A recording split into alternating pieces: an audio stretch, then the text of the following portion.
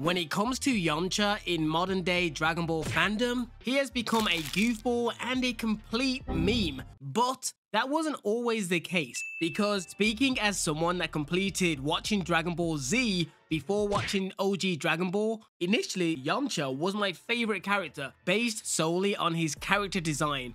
Not this design, but this design here, as he wore the same gear as Goku, but looked much more battle hungry with the wild hair, plus the scars on his face. So all those things just made him look a lot more fierce in my opinion, so I really did like him. Plus, as well as looking fierce, I also did like his fighting stance and his ki attacks. Unfortunately, this love was short-lived, as the moment he was killed by one of those mini green aliens, that admiration turned into pure shame. But with that being said, the question is, did Yamcha deserve to be mocked forever based off this one action, which began the rollercoaster ride of insults that Yamcha is a loser? I'm personally torn, because even though that loss to the Cybermen, for me personally, did taint Yamcha a bit, it wasn't really that bad, as it wasn't really a straight up loss, and the fact it only really happened because he wanted to look out for his friend Krillin and took his place.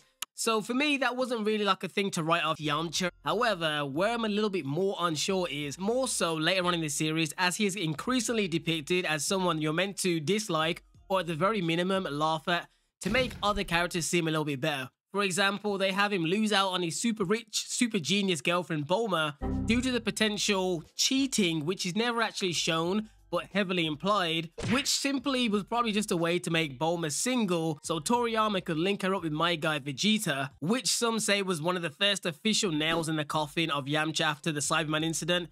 But for me, I would say it's the next one. It's when they write Yamcha to go inside a 300 times gravity chamber, nearly crushing his entire body, just to show how stupid he is and egotistical and far outclassed by Bulma's future man, Vegeta. That was definitely for me one of the first scenes where I was like, okay, I truly did believe that Yamcha was an idiot. Quick note, as I'm pretty sure this is going to come up in the video and probably in the comments, I am from the UK where we typically say Yamcha, but it's meant to be Yamcha. So if you do hear me interchange between each pronunciation, just bear with me. Thanks. But going back on Yamcha, the next thing that probably made a lot of people think, damn, Yamcha, there's no saving him, is, of course, the other classic of him instantly getting his ass beat and drained by Android 20 so easily just did not help the case. Along with other repetitive ass beatings, that is basically the gist of what made Yamcha Yamcha, until it gets to the point where he decides to retire with his cat and just chill around in an ugly yellow suit for most of Z, because most of the characters have already surpassed him, which is a real shame, as other characters such as Tien is nowhere near as strong as the main characters anymore, but they do still give him time to shine and try and help out when he can. For example, when they showed Tien try and hold off Cell, that was definitely admirable, and he never seemed hacky. They didn't make him magically way stronger. They show him almost risking his whole life to try and just slow down Cell. He knew he wasn't going to win. He didn't think he was going to win. His main task there was just to try and hold out as long as he could. And this really made us care for his character once again, as many of us really thought he was going to die. And personally, I would have actually made him die in that scene, and I mean for good. None of this coming back with the Dragon Balls. I would have personally just definitely let Tien die there, as it would have been a very good way for them to kind of end one of the legacy characters, because it's not like they really use people like Tien going forwards.